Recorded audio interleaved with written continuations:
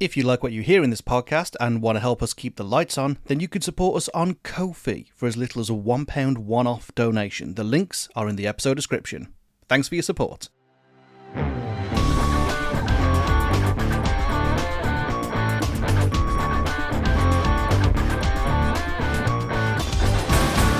This is Skipped, the podcast where we tell you, in our opinion, which albums are truly unskippable and which ones belong in the skip. I'm Mike. I'm Rob. And this week we are taking a look or a listen to Kendrick Lamar's To Pimp A Butterfly. This suggestion comes into us from the OG himself, as he decided to call himself on our Ko-fi page. This is Abs Hale. I probably shouldn't have fully doxed him. He's just Abs, very close friend of mine. One of the first people to properly get me into anything really creative. We made some films together. We helped each other with school projects. We went to the same school. And he has long been a cheerleader of all the podcasts that I have done from, I figured it out the other day, from the age of 15 years old. Wow. And he has been a very big cheerleader of mine. And he's the first person to be supporting us over on Ko-fi. If you want to do that, the link's on our link tree. Do not feel obliged. We will accept anything as small as a £1 one-off donation, but Abs has decided to. We love you. We love you so much, mate. Thank you very much, sir. And you put forward 3 albums, which, come on. Also, we think you might have tipped the scale. We do all of these album selections on a wheel. How have all of your albums come up in the space of 3 separate recording sessions? Yep. We've had to say no to 2 of them. Yeah. Because your first one come up, and then it was instantly followed by your second one. Yeah, it was and we weird. were like, this is not right. We cannot do this. It's unfair. We don't want to... We'll give you preferential treatment. I told you that we would find a way to bring one of these albums forward, but when all 3 of them came up on the wheel the same week I told him that via text, bit weird. Yeah. So we went with the first suggestion that he made after he started supporting us. And the first one that came up on the wheel. He did actually come Which up is on... hilarious. Yeah, it was quite funny, really. So yes. Now, I'm going to say right up front, I don't know the first goddamn thing about this genre, this artist. I know basically nothing. All of the fact stuff, all of the history and Christ knows what is going to have to come from your laptop and your mouth, Rob, because I know nothing. I am as fresh could be going into this record. Is it the same for you, or do you have a bit more background with this? So I have a little bit more background in rap in general, but I am new to Kendrick as well. Okay. I knew about all the beef on the internet and all the notoriety and fame that has happened between him and other artists. I've heard about that. But listening to his work, this is probably the first time I've sat down and listened to a full album. Of course, there's going to be songs that we've heard in passing that we probably didn't even realise that from Kendrick, which we'll probably get into later in this podcast. But yeah, this is my first proper foray into Kendrick Lamar, and this album was also suggested while I was in my old workplace by a couple of different members of staff that have said, this is a great album, and there's also another Kendrick suggestion in our list. Yes. So at some point we may get to that. Who knows? Because this is album number 2, official studio album release number 2 from Kendrick, isn't it? And I think the first one was Good Kid, Mad City. This is his third album. Sorry. Well, the second one, Good Kid, Mad City, is also in the list. So I don't know who suggested that, but maybe the wheel will be kind to them, and we get to do that one as well. But today we're focusing on To Pimp A Butterfly, the third album, which, I mean, historically can present a bit of a problem for artists. The third album can be that point where either they achieve true stardom or they don't find their footing and their sound correctly. I mean, 2 bands I can think off the top of my back that maintained popularity but had a very difficult and oddly received third album, not from this genre, Linkin Park, Paramore, and I'm like, yeah, that third album was a real struggle to hit home with people. To be fair, Panic as well, fit into that mold. Well, if you want to put it into perspective, this album came out 10 years ago, and only last year, Kendrick Lamar was the Super Bowl act. So, if that puts into perspective for you about whether he's still as popular now, I think that kind of highlights it. Yeah. And he also had a sellout tour run in the UK, playing at grounds like Villa Park So you're telling me he played the same size venue that Black Sabbath did the Yes. final gig? Damn. Only, I think it was either a few days before or a few days after, or it might have been a month before, he got a sellout crowd No way. at every venue he played in the UK. God damn. Yeah. Again, it's not my thing. But when people talk about Kendrick, they do refer to him as the greatest of all time when it comes to this style of music.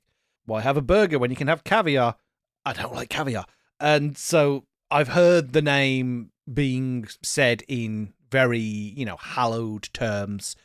I know about the beef now. I had to watch and explain a video about the beef between him and Drake because, one, I didn't care beforehand, and two, I do not understand any of their references. So I've had to have it all broken down to me. Thanks, YouTube. Appreciate you. But this predates that. Like you say, it's a 10-year-old album. And still, I think people talk about this like it is a renaissance point within the genre.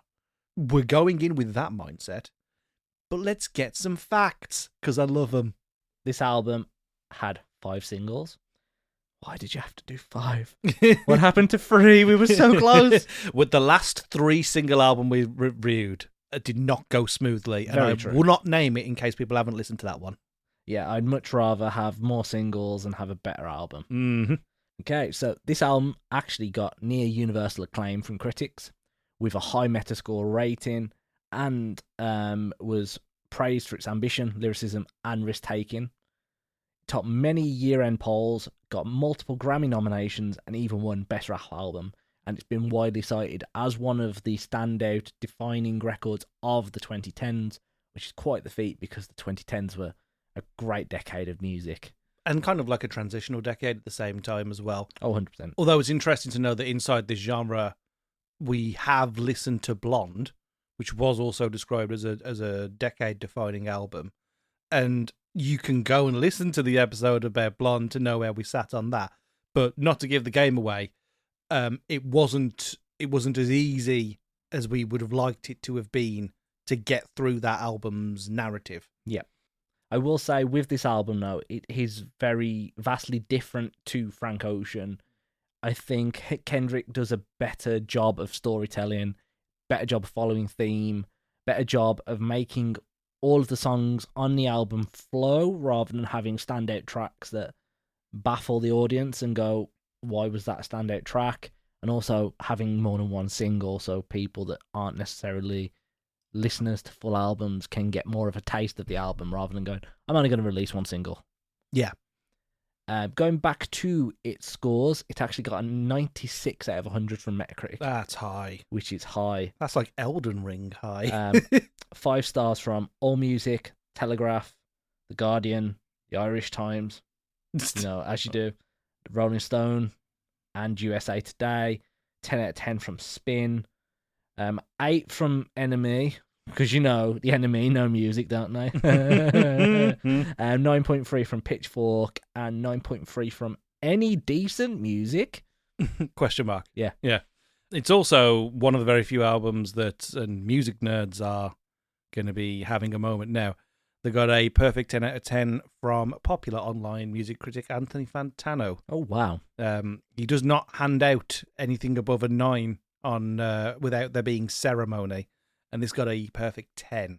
And according to Metacritic, it appeared 101 times in the top 10 lists published by critics, magazines, websites, and music stores, and topped 51 lists, including those by Rolling Stone, Billboard, Pitchfork. Goes on, keeps going on. Enemy ranked it as second on their list, while the Time magazine named it as the 3rd best album of the year. Okay, so very, very, very, very high praise. Very high praise. It even went to get Grammy nominations, Grammy wins. Here's something.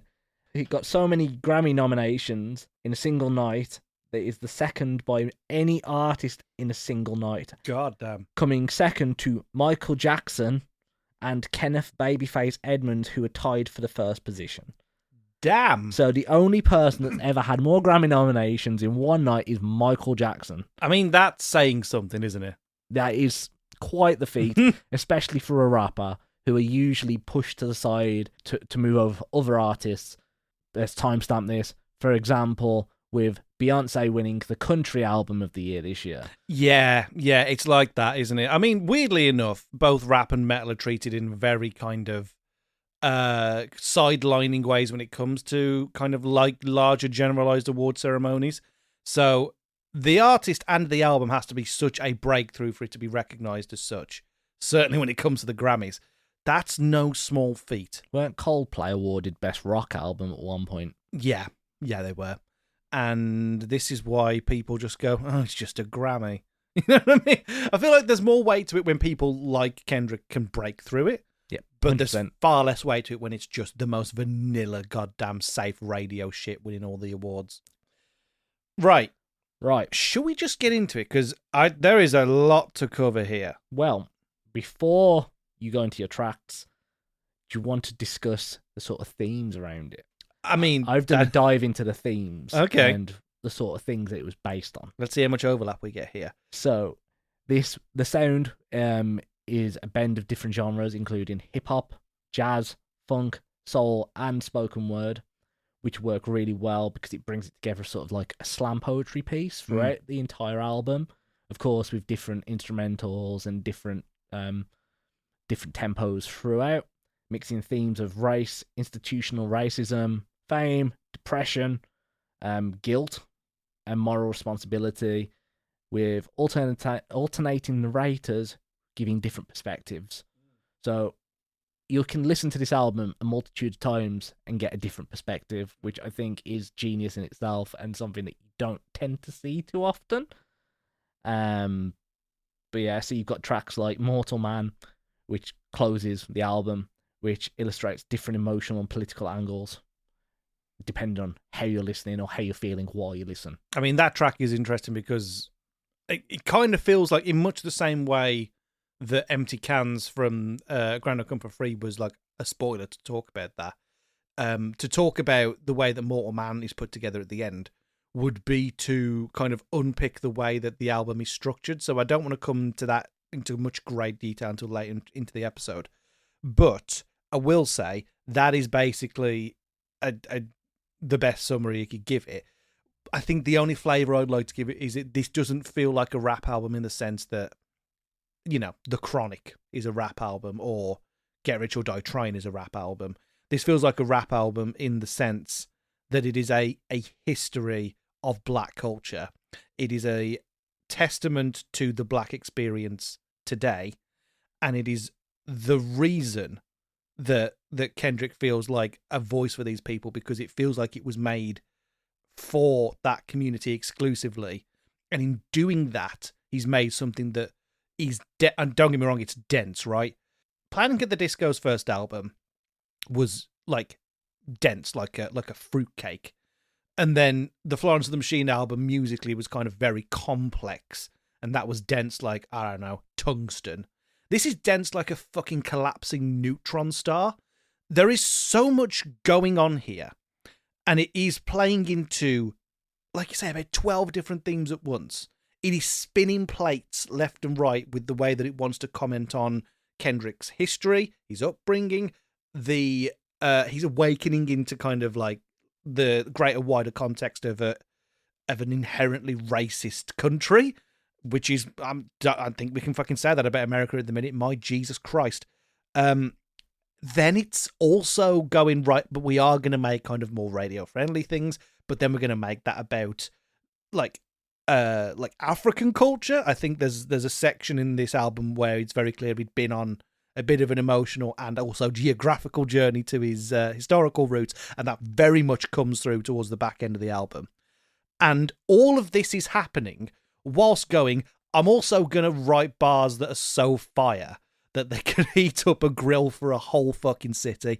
The wordplay and the lyricism is something that I was told to expect, but could not have expected it be this accomplished, this precise, whilst also like obfuscating all of these different experiences and musings and attacks and reconciliations. I don't know how you do this. I struggle to understand how anybody could do that and yet also unmistakably make a rap album. Make an album where the flow and the rhythm and all of the, the way that he delivers every single line is so engineered expertly. And then you think there's no way that this could be performed live. There's no way that this could be replicated by one man on a stage. And then you watch him do it, and I don't understand it. I don't, genuinely, it broke my brain a little bit, because I don't want to just go like the first time I've ever listened to a rap album and all of a sudden it's fucking Ras Trent up in this. And it's just like, I understand black people now. Like, I'm not claiming it's that, but I go from not listening to the fucking genre at all to this. And this feels like I haven't just been plunged into the deep end. I've had a glacier dropped on top of me and I'm exploring down with the fucking squids. It was incredibly eye-opening, but I feel this may spoil other albums in this genre for me. And I'm worried about that. Well, I'm glad you mentioned like stuff like The Chronic earlier on. So Kendrick is of the age where when he was growing up, those albums were prevalent and they were very much of their time, of like the police brutality that was happening. The LA riots. He grew up in the LA riots. NWA, that sort of group was about, where they were getting fucked over royally by music producers. They were getting fucked over royally by pretty much anyone they came into contact with just because of the colour of their skin. And those albums were very reminiscent of their time. And I think like early hip hop definitely has helped Kendrick to find his sound and his storytelling roots. But I'd say that Kendrick's albums are more for the current generation that are exploring modern racism, where it isn't necessarily posing itself in the same way. People aren't being beaten with batons and being called awful word by the police as often. It's more hiding. I'm not going to say awful words. Like, this album is full of words that I don't feel comfortable saying because I do not want to like offend anybody. It's happened so often on this album that it's the Boondocks effect, isn't it? Like, I'll be listening to it, and the first time I'm thinking like, Jesus, this is harsh. And then, by the 6th or 7th listen, you're like, how does a Nigel borrow a French fry? You know what I mean? It becomes that normalized. I think that's what's so effective about the album, is that it drags you straight into his worldview. But the thing is, he uses that term unmaliciously. Yes. He uses it as a term of endearment. The way that it's pronounced. I know in America they use the term hard R, which is when a typical white man like you or me refer to a black guy or a black woman in a derogatory way, which is not what we're going for at all in this podcast. This has been Racism 101 with two white dudes. Yes, two white dudes in the middle of a metropolitan area. We totally understand the American black experience. 100%. But no, so I will go back to saying Kendrick used those sorts of albums and they very much played a part in this. You can hear different themes from different rappers throughout generations, and he's used them to define his own style, telling a story in his own way, but then also using those artists as contributors. Like, hearing Snoop Dogg completely threw me off. I was not expecting to hear Snoop on any of the tracks. And he's got so many great contributing artists, and one of the best bassists in America at the minute in Thundercat, who is so full of soul. Like, as Mike alluded to before we started recording this, he got one bass and a half, and he looks like he knows how to play. If you watch him play after this, you will be blown away by how good his technique is. Like, and you can hear it throughout this album. Like, it's been engineered to within an inch of its life, but not in a negative way. Everything has its place. Nothing is there for the sake of it. Everything has its meaning. Everything needs to be where it is, and I was blown away by the quality of this album, and I am so happy that I got to listen to it and experience it for the first time. Most Kendrick fans will be so sad that they can't be in our position to hear this for the first time and maybe hear this as their first Kendrick experience. Although, I mean, you're going to get kind of aficionados and fans in every kind of sphere. Oh, 100%. Have you seen the film Sinners, by any chance? I don't think I have. Okay.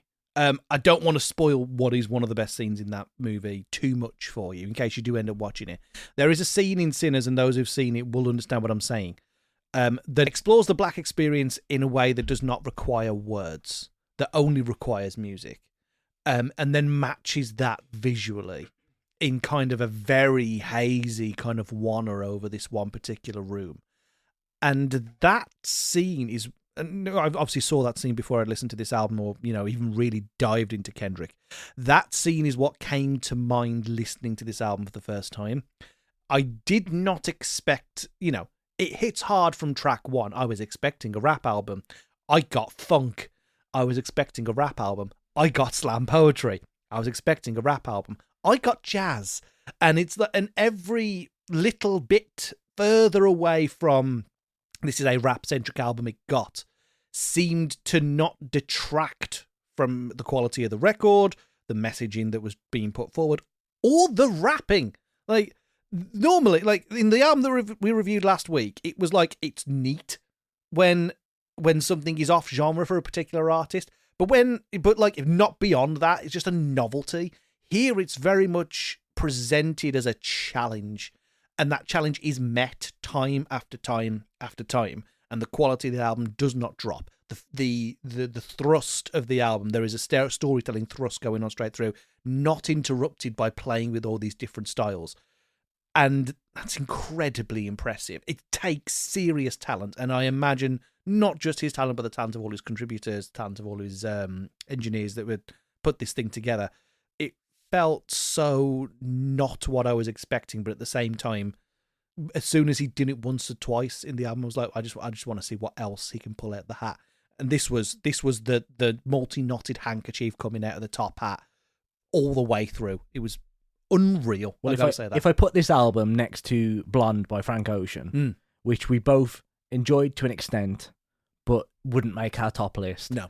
This would absolutely beat 10 shades of shit out of it. Yeah. Throw it into a ditch, piss on it, and then set it on fire. Which I imagine he would do, because this is a very competitive game. It is a very competitive game. But yeah, if you compare these albums, it shows, like, some people have a very cynical viewpoint of rap is rap, but this rock scene has death metal, hard metal, heavy rock, blah, blah, blah, blah, blah.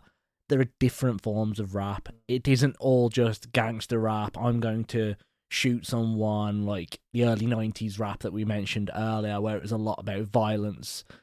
There's a lot of melodic rap. There's a lot of love rap, soul, like R&B vibes, bit of jazz coming into it. There's so many different themes from different cultures throughout the decades, and it can be presented in a completely different format that we may not be expecting. And this, hopefully, will open people's eyes a little bit more to what is out there. And I have to admit, after listening to this, I'm very much looking forward to listening to a little bit more Kendrick. I would be interested to see what would be coming in that first album, to see what led to this. I know that people say pretty much he peaked here, but certainly that seems to be the opinion of people online. I read up a little bit afterwards. I didn't actually listen, just in case. But it seems to be this is like universally agreed to be the peak, and then people have differing feelings about what's going on after that. All the same, I am interested.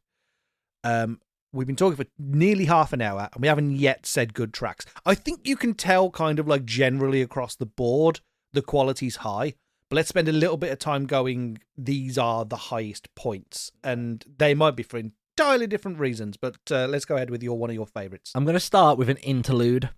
I know exactly what you're going to say. And it's for free. Yep. I absolutely love this track. I know it's probably not supposed to be one that is so memorable, but it's a great challenge on capitalist expectations of a man should be providing for a woman. In this modern day and age, most relationships are 50-50. Some women provide for men, some men provide for women, and it shouldn't be the whole, oh, you didn't even buy me an outfit. Like, same free. If you want me, you have to pay for me too. Like, this is an equal split. Go fuck yourself. But it's also that kind of suffering from success kind of thing, isn't Exactly. it? Somebody has perceived you to be somebody at the top of their game. Somebody has perceived you to be the big earner, the big breadwinner. I think they expect you to kind of treat money as dispensable as it is. And I think it is more of a reflection of, coming from nothing incompetent to multi-platinum selling artist. But Mike, this dick ain't free. I love the way he's so eloquent. It's so eloquent, and it's so, again, the word precise is the word I just like. Every little word is another needle being jabbed. This dick ain't free. Like that. It's just so considered. And I love it's not just this dick ain't free. And like the shock of saying dick a lot is not there. The shock is actually that this guy is finding this rhythm in this jazz piano solo for it to be a total teardown of the expectations of profitable black men. And it's just a comeback as well. Like, it's all a comeback. It's all just a comeback. Like he could imagine an argument where that, like, literally this argument happening in the middle of an apartment, going, "Oh, you haven't bought me this. You should be buying me this. This dick ain't free." You know what it is? It's the bit in Grand Theft Auto 5 when it's like, better yet, go and call Tanisha to see the yee ass haircut. N-word. It's that bit. It feels emotional. Well, no, to be fair, just all in terms of the ramble, because I think it's fair to call it a ramble. It has that kind of volatile, attacking nature that, like, that very famous scene from Lamar and GTA 5 has, but the structure of it to make it into this with that piano as well, the battling piano in the background. I love it. It just, even though it's an interlude, it's gone up there as one of my favourite tracks off the album. And it's track 2. Yeah. It's track 2. It's track 2. It shows just how strong this album is. We could probably be here all day talking about the best tracks, because there's very little filler on this. Well, have you got a second best track and a best track? Maybe we should talk those as we have hit the 30-minute mark. Yeah. And we probably could talk about this for another hour. Okay, I'll do a very quick one and then 2 and 1. Awesome. The very quick one is the back and forth between you and I. And you can't separate the two. I think if you were to separate the two, I like I more because I just love the refrain of the "I love myself" bit. I think it's good to have an album this introspective and kind of like looking beyond its limitations of a singular artist to then drive it back to a point of self-acceptance. And I really like that. And you being the downbeat, loving you is complicated.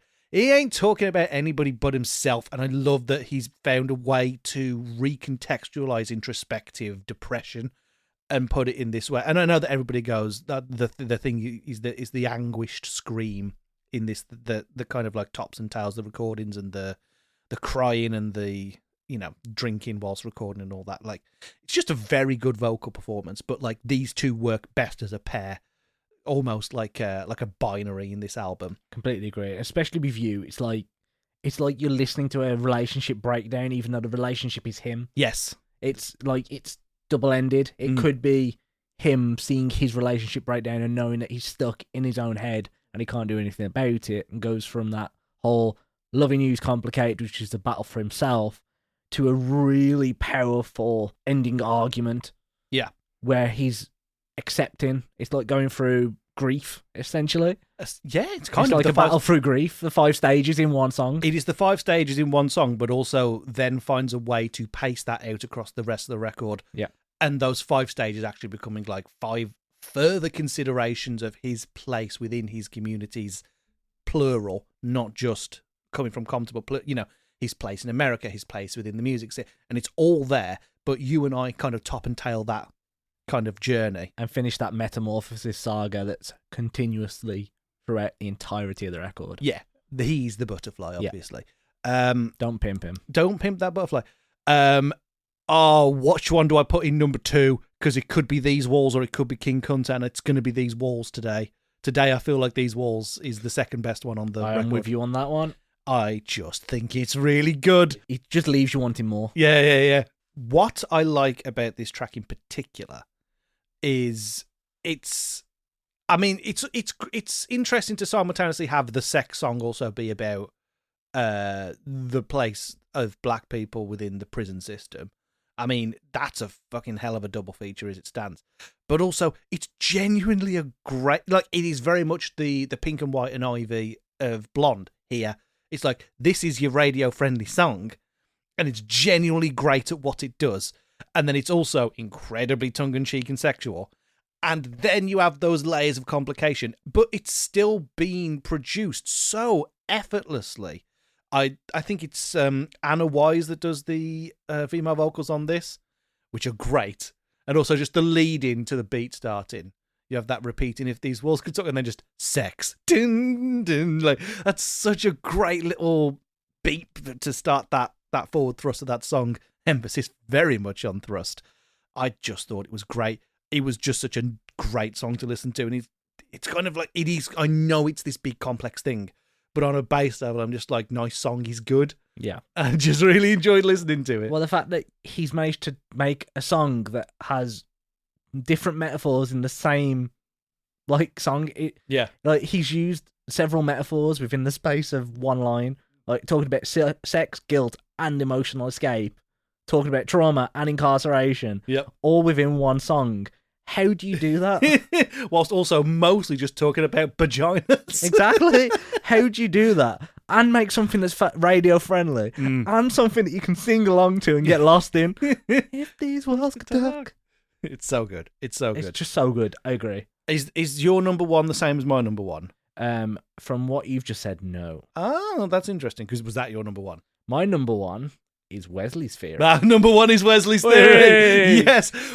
Jesus Christ, this opener. What a strong opener. Frank Ocean, take note. This is how to start an album, not with some shitty high-pitched vocalizer.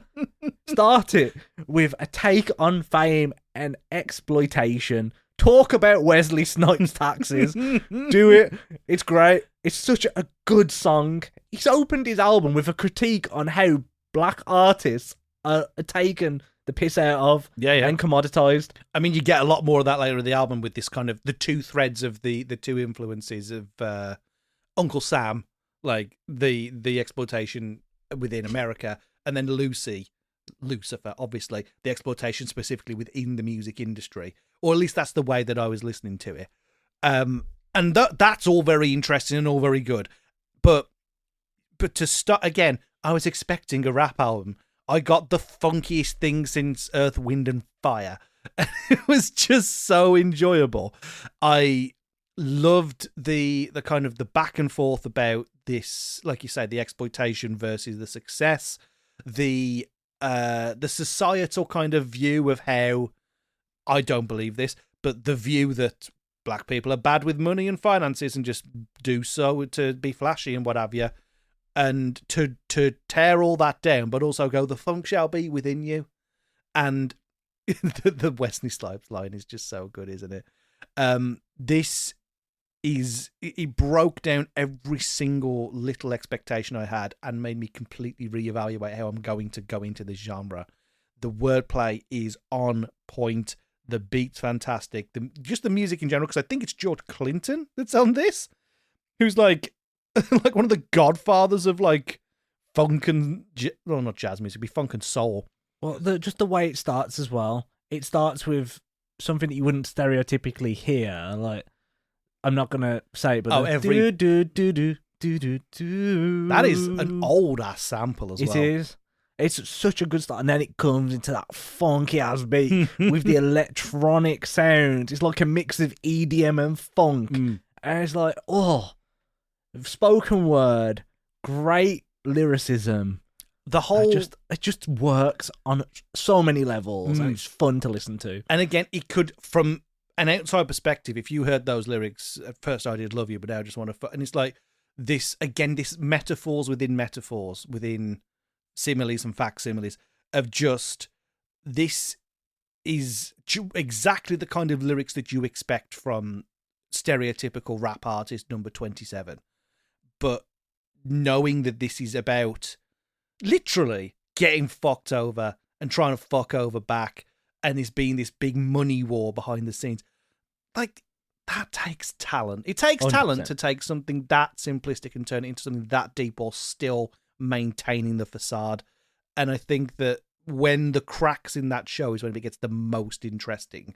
Well, when you compare this to the rise of SoundCloud rappers that came from about this sort of era, you see the strength of this type of rap, and then you look at some of the absolute rollock that's come out, like that Gucci Gang song that was popular for 10 minutes, and you see what rap can be, and then what creators have turned elements of rap into.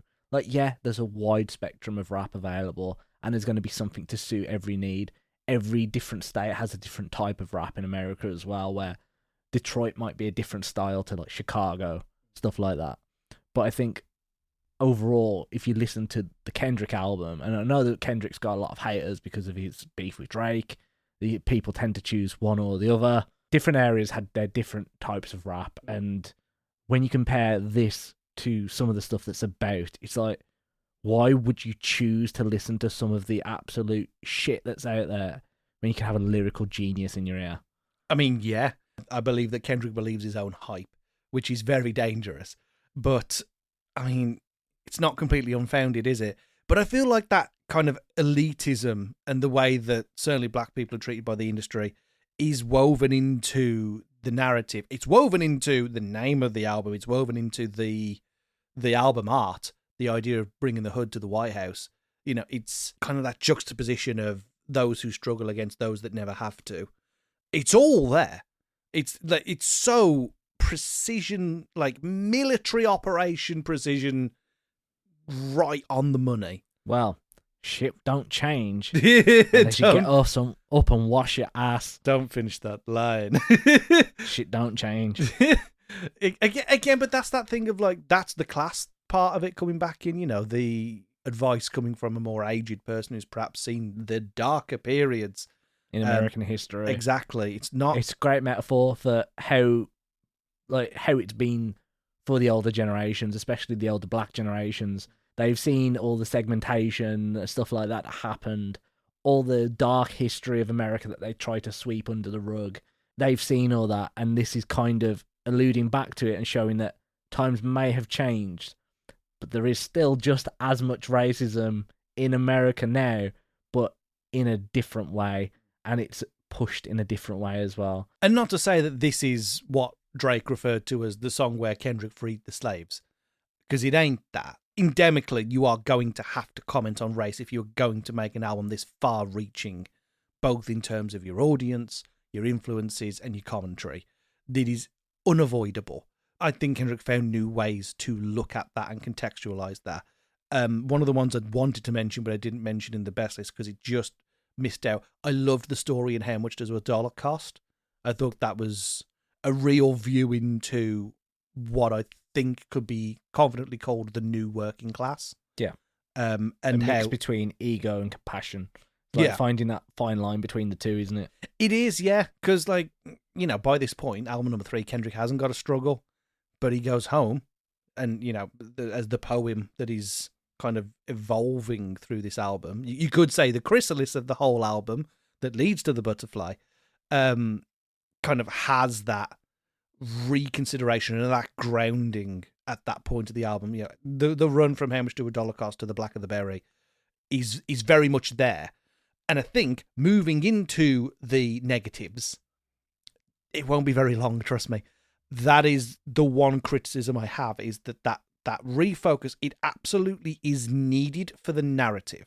But I do feel because there is that run, I feel like that 3-song track, and then it kind of bleeds into hood politics as well, it focuses too much, slightly too much, on one theme. And I do think that theme is unavoidable. But I do think that there is a lot of the album there that is, I'm not going to say without complication, because it definitely is. There is definitely a ways that it has evolved to change that discussion. But for me, it got trapped in that corner a little bit too long before it was then able to come out the other end with I and, the end of the album. I also didn't like that these tracks were the ones that dropped the evolution of the poem. You kind of pick back up at the end of these couple of tracks and then the poem appears to have added a whole new stanza. And I love the framing device of evolving that letter to the eventual recipient at the end, which we won't spoil. And when that wasn't happening, I was like, come on, give me some more of that. I loved how with every line that was added, it prompted another song. It was almost like having a narrator inside of the narration. And that run dropped it. And that is literally all the bad things I have to say. Now, to combat that, you've mentioned it being the chrysalis section, like just before the metamorphosis is finished. Could that be why that theme has dropped? The outside world isn't able to get into the chrysalis because it's already been formed. Oh. So this is like an internal sort of argument. The outside factors can't get in anymore. This story has already been generated. It's formed in this hard cocoon. So nothing else can affect it other than your internal thoughts. And maybe that's why that sort of poetry element has been dropped. It's just an internal conversation in his head. And then when the metamorphosis happens and it's shed, that style comes back because the outside factors can re-influence. Literally, I guess, if you were to use a word, a segregation, which, I mean, it's on theme. So, like, maybe, I mean, that is definitely a way to contextualize that. And again, I love that we can sit here and have these contextualizations because the album is that dense. Again, Exactly. collapsing neutron star levels of complications, which I like. I have no negatives. Okay. I left a gap and I was like, go on. I know you left a gap for me. The only downside is there's a few too many Loving You is Complicated in use, and that's it. It's just, but I mean, yeah, it was labouring. Take one or two of the Loving You is Complicated parts out, and maybe, yeah, that'd be a little bit easier to listen to, but that is the only thing for me that I can see. And even then, in this entire track list, and even then I can look past that. But I'd still argue that you need them all because it's supposed to be a manic episode. Yeah, exactly. It's supposed to be the crux to go back to the roots. That's the point. Exactly. So even that, I'm like, I think there's an explanation as to why this was done. Again, precision, needlepoint. This is so exactly what he wanted to make. And that is so evident. This has ruined future rap albums for me, hasn't it? I don't think so. I think it's opened your eyes to the horizon of rap that's out there and has helped you to consider that there are more than just the 50 cents. There's storytellers that revolve purely around sex, drugs, and essentially the Kiss of the rap world. The way to look at it is Kiss in the rock world are what artists don't want to be. They don't want to be, I want to rock and roll all night and be like the poster boys of rock. This has opened your eyes to show that the Kiss is not the only thing available. There are other options out there on the market that could be tamer, but could be more out there. Options that could open your mind even more. Options that you might hate. Options that you might fall in love with. So this is just a starting point. It's a great starting point, and yeah, maybe your like interpretation of other albums might be affected by this, but don't count on it because there are some incredible rap albums out there. And if you think that there are some incredible rap albums that you'd like us to critique further, feel free to send them over to skippedpod@gmail.com. That's SKIPD pod@gmail.com. Drop the E because you don't need that. And we will add them to our list, and our magical wheel will decide whether we actually get to listen to them or not. Hell of a plug. And you too can hear such fantastic breakdowns of albums such as Kendrick is Not Kiss. If there's one key takeaway from this album, is that Kendrick Lamar is not the Kiss of the rap world. You know Quote that, put it on Instagram.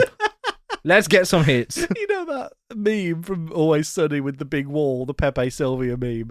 I just want to do that now with all like the lines, and then just a picture of Kendrick and a picture of Gene Simmons and a big red X in the middle. Okay. Loving Kiss is complicated. Right. I think you know what's coming. There are people who are deaf that can't hear this podcast and have had to read all the AI-generated subtitles on Spotify. We're sorry if the Spotify AI cannot detect our accents properly. Yeah. And we've said random things like aubergine or whatever. But even they know what's about to happen. Drum roll, Drum roll. please. The world's least tense drum roll in the world. Obviously, it's unskippable. Yeah, Come yeah, on, 100%. guys. There is no way in this world that this album can be so revered by so many and not get in that unskippable category. No. I can understand exactly why Metacritic have rated it so high. I can understand why people have rated it so high. I can understand why Drake is jealous of of Kendrick and his success. And A minor. Oh, he's not jealous of those. He quite likes fond of those, isn't he? I mean, I would love to be the contrary person that goes, actually, this sucks. The fact is it doesn't. The fact is that this is every bit the album that all the fans are telling you it is. And it's very rare that it is that case. I am glad that it is that case. I am glad that I've had something that could expand a horizon that I've not even decided to breach before. So very, very pleased to have listened to this. And well done, Abs. Not only have you cheated your way onto getting one of your albums reviewed on the show, we love you, really. Honestly, we do. Sent in an album that is undeniably one of the best I've ever heard, and in a genre that I routinely have shit on for no apparent reason. And yeah, I'm having my internal dialogue deconstructed as we speak. And I'm really glad that you've sent this through for Mike to have a listen to, because that's what this podcast is about. It's about exploring genres, albums, artists that we typically wouldn't listen to based on musical history. And yeah, this has just proved everything you thought to be wrong, and it's going to make you have an existential crisis about everything. Do you even like Biffy Clyro anymore? Who knows? I've not even listened to their new album. They've got a whole ass new album out, which hit number 1. It did go to number 1, but that lead single was just such sauceless crap. I've not even bothered listening to it yet. There we go. So it's already working, people. Keep sending your albums through, and maybe we'll turn Mike into a drill fan. Break me down and rebuild me in the shape of something better. We will see you next week. Goodbye, everybody. Bye.